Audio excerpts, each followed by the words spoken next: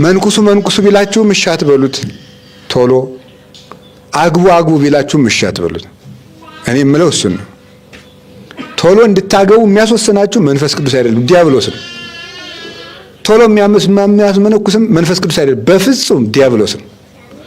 ቶሎ ቆብ አድርጉ የሚል ዲያብሎስ እንጂ መንፈስ ቅዱስ የለም። እውነቴን ነው የምነግራችሁ።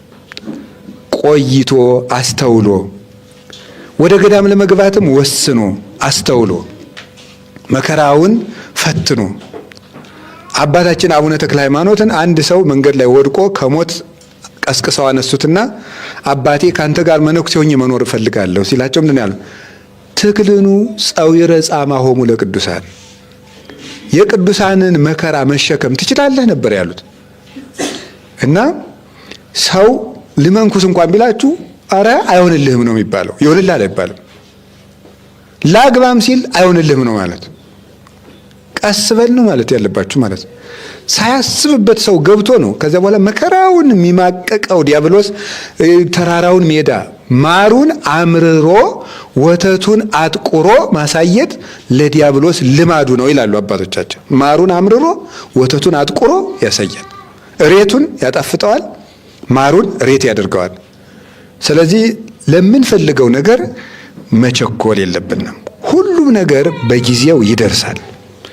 ችኩልነት ነው እንደዚህ የሚያጠፋን። አሁን እንትን ይሄ ዲያቆኑ ችኩል ነው፣ እንትኑ ችኩል ነው። ቶሎ ብሎ ቄስ መሆን ይፈልጋል። ቶሎ ብሎ እንደው በቃ እውነቴን ነው የምነግራችሁ ማለት ነው። ቸኩሎ አብረሮ ነርቶ ይጥለዋል ገደል ላይ ቸኩል። እንግዲህ በዚህ አሁን በይሄንን ነገር እኔም ቢሆን እየተፈተንኩበት ሊሆን ይችላል የምነግራችሁ እኮ አይደለም። እንደውም እንደኮ በዚህ በመጽሐፍ መነኮሳት እኮ ይባላል አይደል? ላልተፈተነ መነኩሴ ጾርህን አትናገር ይባላል። ይባላል አይባልም? ቢነግሩት ምን ያደርጋል? ያቃልላል ነው። ስለዚህ አሁን እኔ የምነግራችሁ ሁሉን ነገር በትዕግስት ማድረግ። አባቶቻችን እኮ እንግዲህ ታውቃላችሁ አይደል? በገጠር ቅስና አምጥተው 2 ዓመት ይደብቃሉ። ታውቃላችሁ? እርግጠኛ ነኝ ሁላችን እናውቃለን። ቅስና አምጥተው ከጳጳሱ የቅስና ማዕረግ ተሰጥቷቸው ሳያሳልሙ መስቀላቸውን 2 ዓመት ይደብቁታል። ሉቃስ ወንጌል ምዕራፍ 1 ላይ ተጽፏል አይደል? ኤልሳቤጥ አንቺ በቅሎ፣ አንቺ የተረገምሽ ቢወልዱሽ እንጂ አትወልጂ፣ አንቺ መካን እያሉ የእስራኤል ሴቶች ሲሰድዋት ልጅ አገኝ ጸነሰች። እያንዳንድሽ ስትሰድብኝ የነበርሽ ሁሉ እና ይሆዴን ተመልከች ጸንሻለሁ ብላለች። ስንት ዓመት ጽንሱን ሰወረችው ነው የሚለው? 5 ወር ሰወረችው ይላል። ሰወረችው። ቸኩላ ይውኝ አላለችም። በጊዜው ይገለጥ የለ እና ለሰዎች እንዲታይልን ላበሸቁን ሰዎች ሁሉ እንዲታይ ያገኘነውን ነገር ለማሳየት መቸኮል የለብንም። እንዲታይልን ሁሉ በጊዜው ይታወቃል። እና አንዱ የነቢያት ትዕግስታቸው እንዲህ አድርገው ታግሰው መኖራቸው ነውና መድኃኔዓለም ትዕግስቱን ያድለን። እንዲህ ያለውን ነገር ለምንፈልገው ነገር አሁን እንደምታዩት ነው። ተማሪው ችኩል ነው፣ እንትኑ ችኩል ነው። ሁሉ ነገር በቃ ሁሉ ነገር በችኮላ ነው። የቄስ ተማሪውም ጭምር ማለት ነው። ሩጦ በቃ እንደው በቃ እኔ እንደው በቃ ሩጦ ያቋቋም መምህር ቢባል ደስታው፣ የመጽሐፍ መምህር ቢባል ደስታው፣ የቅኔ መምህር ቢባል ደስታው፣ የምን መምህር ቢባል ደስታው፣ ሲወጣ ግን ባዶ። ያስኳላው ተማሪ ችኩል ነው። በቃ እንደ ቶሎ ሰኔን እንደ ገመድ ጠቅልለን ወደ ጥቅምት ብናመጣው ደስታው ነው። ችኩልና ስልቹ ነው። መረጋጋት የሚባል ነገር ሁሉን ነገር ፈጥነን መጨበን እና ይሄ ዘመን በተለይ ይሄ የ21ኛው የቴክኖሎጂ ዘመን በእኛ ላይ ያመጣብን ያላወቅነው ትልቁ በሽታ ምንድነው? ችኩልነት ነው። በጣም ችኩሎች አድርጎናል። እና የተረጋጋ ህድአት የኦርቶዶክስ ምልክት ነው። ህድአት አይደል የሚባለው? ህዱ ማለት እጉስ፣ የተረጋጋ ጸጥ ያለ የማይጣደፍ የማይባክን ገለባ ያልሆነ ሰው እሱ የኦርቶዶክስነት ምልክት ነው። መረጋጋት ማለት ነው። ቸኩለን እንደው እሱን ነው ልላችሁ የፈለገው። የነቢያት ትዕግስታቸው ይሄ ነው። ያ ትዕግስት በጣም ቀላል አይደለም። እንደው እኛም እንደው ስጋችን የምንሸከምበትን ትዕግስት ይስጠን መድኃኔዓለም። ሁለተኛው የነቢያት ትዕግስታቸው ምንድን ነው? አንደኛው ይሄ አሁን ያልኳችሁ ነው፣ ለሚፈልጉት ነገር አለመቸኮል። ሁለተኛው ተስፋቸው ነው። ተስፋን አለመቁረጣቸው ነው። ይሄ ፍጹም ትዕግስት ይባላል። ምንድን ነው የሚለው ቅዱስ ጳውሎስ? መከራ ትዕግስትን፣ ትዕግስት ደግሞ ተስፋን ያመጣል ይላል። መከራ ምንድን ነው የሚያመጣው? ትዕግስትን። ሮሜ ምዕራፍ 8 ላይ መከራ ትዕግስትን፣ ትዕግስት ደግሞ ምንን ያመጣል? ተስፋን። ተስፋስ እያስተሐፍር፣ ተስፋ ደግሞ ምን አይልም አለ? አያሳፍርም አለ። ስለዚህ ትዕግስት የመከራ ልጅ ናት፣ ተስፋ ደግሞ የትዕግስት ልጅ ናት።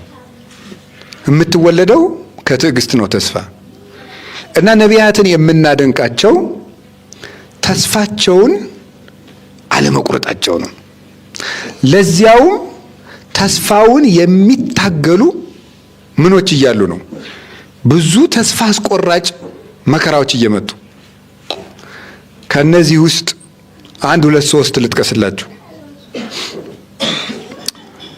የመጀመሪያው አባታችን ኖህ ነው የሚጠቀሰው በዚህ ትዕግስት ውስጥ።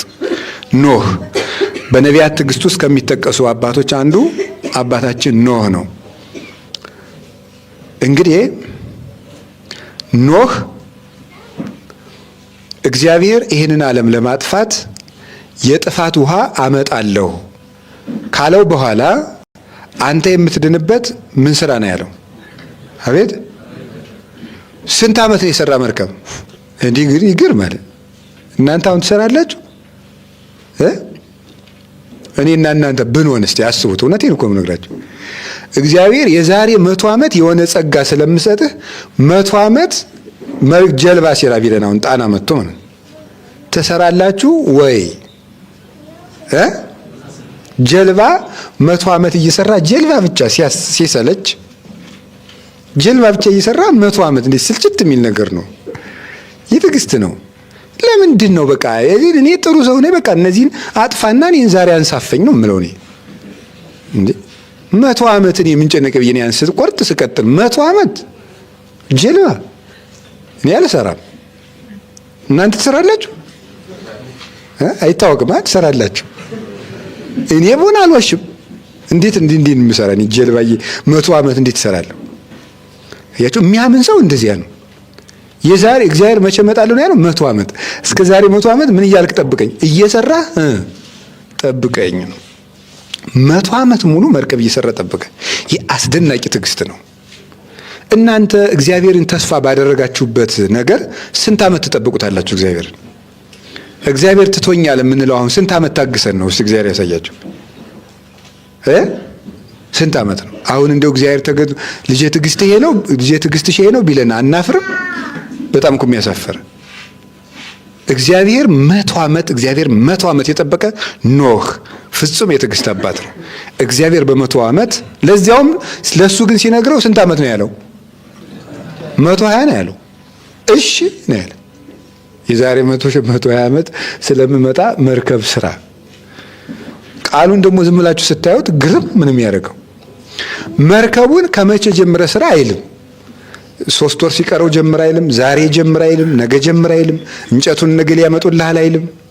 ዝም ብሎ የዛሬ 120 ዓመት እመጣሉ ጀልባ ስራ ብቻ። እንደዚህ ሲለው በፍጹም እምነት እግዚአብሔርን ታግሶ ጠበቀው። በ100 ዓመት መጥቶ እግዚአብሔር 20ውን ቀንሶ ኖህን ከነቤተሰቦቹ አንሳፎ አወጣው። ይህ ሰው ልጆችን ወልዶ የሱ 3 ልጆች ናቸው። እንግዲህ ዓለም ሁሉ ዛሬ እየተበላላህ ነው እንጂ ምናምን እጥስ ብትሉት ዞሮ የማን ልጅ ነው? የኖህ ልጅ ነው። እንዲሁ እኮ ሰው እኮ ግርም ምን የሚያደርገው እኔ ጀግናው ምን እጥስ ጀግናው እንትን ቢል ዞሮ የኖህ ልጅ ነው። ሌላ ነገር የለውም።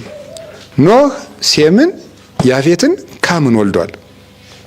እነዚህ ኤዥያውያን የሴም ልጆች ናቸው። አውሮፓውያን ደግሞ የያፌት ልጆች ናቸው።